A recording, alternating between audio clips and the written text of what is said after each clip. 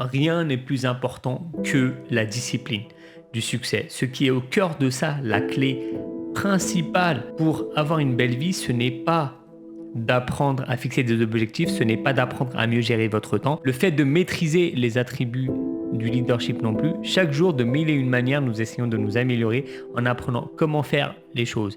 Nous passons notre vie à accumuler des connaissances dans les salles de classe, dans les livres, via nos expériences. Disons que si la connaissance est le pouvoir, si la connaissance est le précurseur du succès, alors pourquoi nous n'atteignons pas nos objectifs? Pourquoi malgré nos connaissances et malgré nos expériences collectives, nous retrouvons-nous à vivre sans but en nous installant dans une vie peu intéressante plutôt qu'une vie épanouissante? Il peut y avoir plusieurs réponses à cette question. Vos réponses peuvent être différentes de celles de vos associés ou de votre conjoint ou de vos amis, alors qu'il peut y avoir de nombreuses réponses à cette question. La réponse fondamentale est l'absence de discipline pour appliquer tout ce que l'on sait. C'est ça le mot-clé, discipline, autodiscipline. Nous pourrions ajouter un mot de plus, la persévérance, l'autodiscipline et la persévérance. Peu importe à quel point vous êtes intelligent ou votre quantité de connaissances, si vous ne les appliquez pas, ça importe peu que vous ayez un grand diplôme, si vous êtes coincé dans un job mal payé. Cela n'a vraiment pas d'importance si vous avez assisté à chaque séminaire dans votre ville, mais si vous n'appliquez pas ce que vous avez appris. La connaissance mise en pratique vaut bien mieux que la connaissance tout court. Après l'application, nous devons observer les résultats du processus. Donc il faut appliquer nos connaissances, observer les résultats et affiner notre approche. Finalement, en essayant, puis en observant et en affinant et en réessayant, nos connaissances produiront inévitablement des résultats dignes de ce nom. Et grâce à la joie et en voyant les résultats de nos efforts, on continue d'appliquer, d'apprendre et d'observer et de nourrir notre ambition grâce à nos projets continus. Bientôt, nous découvrirons que nous sommes entraînés dans une spirale montante. L'ascension vers le succès et l'extase de cette expérience inouïe permet de triompher de l'ennui tragique et de la médiocrité de sa vie. Mais pour que ce processus puisse fonctionner pour nous, nous devons d'abord maîtriser l'art de la discipline, l'autodiscipline persistante. Il faut une autodiscipline persistante pour maîtriser l'art de se fixer des objectifs, pour maîtriser le temps à sa disposition, pour avoir du leadership, pour être un bon parent et avoir de bonnes relations sociales. Si nous ne mettons pas en place une autodiscipline persistante dans notre vie quotidienne, les résultats que nous souhaitons seront sporadiques et peu importants. Cela demande donc un effort constant de vraiment bien gérer notre temps si précieux, ou alors nous serons constamment frustrés. Le temps sera rongé par d'autres personnes ayant des exigences plus importantes que les nôtres. Il faut de la discipline pour vaincre les voies perturbantes de notre esprit, la peur de l'échec, la peur du succès, la peur de la pauvreté, la peur d'un cœur brisé. Il faut de la discipline pour continuer d'essayer quand cette voix lancinante en nous évoque la possibilité d'un échec. Il faut de la discipline pour admettre nos erreurs et reconnaître nos limites. La voix de l'ego humain nous parle tous. Parfois, la voix de l'ego dit que nous devrions gonfler nos résultats. Cela nous conduit donc à exagérer et donc ne pas être totalement honnête. Il faut de la discipline pour être totalement honnête, à la fois avec nous-mêmes et avec les autres. Soyez certains d'une chose, chaque exagération de la vérité, une fois détectée par les autres, détruit notre crédibilité et rend suspect tout ce que nous disons ou faisons. Dès qu'un collègue de travail se rend compte que nous avons tendance à exagérer, devinez quoi, il se dira que nous exagérons toujours et ne nous verra plus de la même manière. La tendance à exagérer, déformer ou même dissimuler la vérité fait partie intégrante de nous tous. Seule une forte discipline et une discipline totale peut surmonter cette tendance. Il faut de la discipline pour changer une habitude parce que les habitudes se forment un peu tous les jours, chaque jour, une fois les habitudes formées, elles agissent comme un câble géant.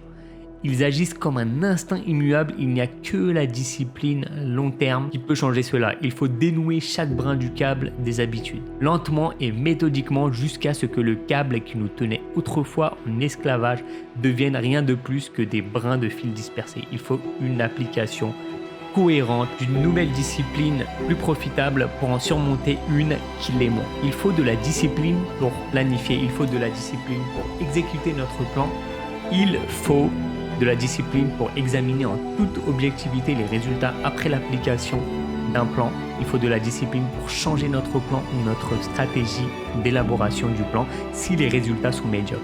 Il faut de la discipline pour être ferme quand le monde balance son opinion à tout va. Il faut de la discipline pour méditer sur la valeur de l'opinion de quelqu'un d'autre quand notre fierté et notre arrogance nous poussent à croire que nous sommes les seuls à avoir les réponses.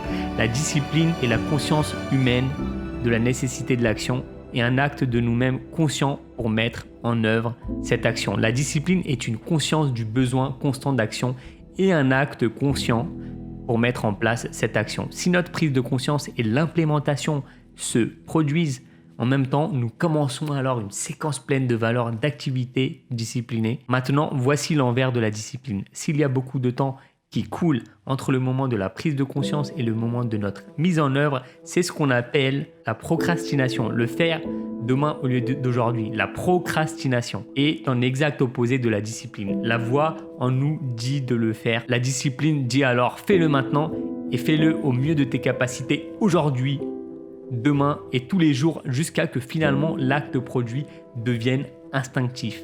Alors que la procrastination dit plus tard, demain, quand j'en aurai l'occasion.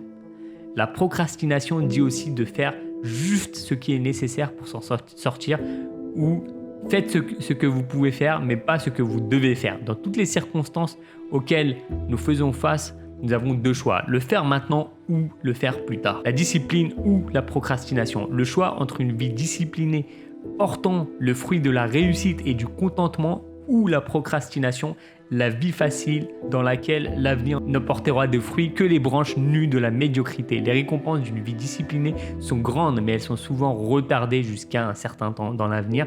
Les récompenses du manque de discipline sont immédiates, mais elles sont mineures par rapport aux récompenses incommensurables d'une autodiscipline persistante. La récompense immédiate du manque de discipline est une journée amusante à la plage. Une récompense future de la discipline est de posséder la plage. Pour la plupart, nous choisissons le plaisir aujourd'hui plutôt que la fortune demain. Alors comment pouvez-vous vous débarrasser des distractions faciles? Comment pouvez-vous garder l'attention sur ce que vous essayez de faire? Comment pouvez-vous garder une attitude de tout faire et de le faire immédiatement? Comment pouvez-vous faire le choix de la discipline plutôt que la procrastination? Comment pouvez-vous rester concentré sur vos ambitions? Comment pouvez-vous éviter les conversations à la machine à café? Comment pouvez-vous rester focus sur votre travail? Le faire aujourd'hui plutôt que demain. Vous devez vraiment travailler sur votre autodiscipline persistante sur une base quotidienne où vous vous retrouverez distrait par des pensées négatives, distrait par des personnes négatives, distrait par le bavardage à la fontaine à eau et très bientôt les personnes que vous avez fréquentées instilleront le doute en vous. Ne sous-estimez jamais le pouvoir de l'influence et de l'association avec les autres. Ne sous-estimez jamais votre propre pouvoir. L'autodiscipline persistante. Regardons de plus près la discipline. Vraie discipline n'est pas l'option la plus facile. La plupart des gens préfèrent dormir jusqu'à 10 heures plutôt que de se lever à 6. Il est plus facile d'aller au lit tard, de se coucher tard et de se lever tard plutôt que de se lever très tôt. C'est plus facile de ne pas lire que de lire, juste assez que de le faire pleinement. Attendre est toujours plus facile que d'agir. Essayer est toujours plus facile que de faire. Imaginez ce que serait la vie si nous n'avions pas à faire notre lit le matin, nettoyer notre garage, payer nos impôts ou se présenter au travail demain. Ne serait-il pas fascinant si nous n'avions pas à faire ces choses-là? Ça ne serait pas fascinant? Que pensez-vous que nous deviendrions alors? Vous avez raison, pas grand-chose. Quelle que soit la raison pour laquelle le système dans lequel nous vivons et auquel nous contribuons est conçu pour les choses les plus faciles de la vie, les plus rentables semblent bien être les plus difficiles.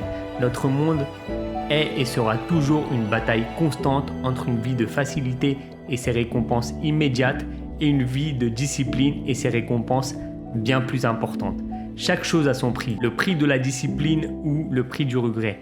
Nous paierons le prix de l'un ou de l'autre. Ce que nous aurions souhaité faire est la voie du regret qui a un ton triste. Quand il n'y a pas de retour en arrière possible, c'est un regret.